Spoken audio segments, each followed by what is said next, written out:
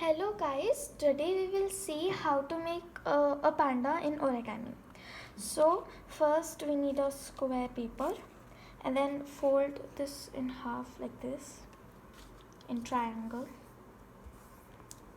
Okay, and fold it in this direction now.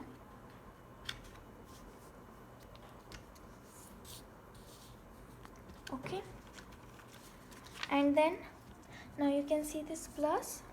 This is the center, so fold this tip in the center like this, and this tip to the center, second one. Okay,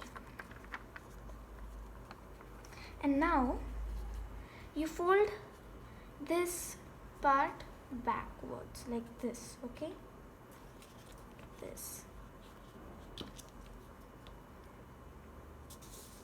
Okay, and then fold this tip again backwards like this.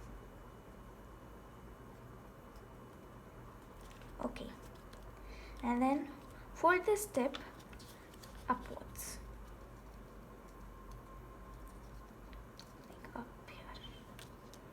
Okay, and then we are done with our panda, and you can color this panda also like this. You see? Okay, thank you.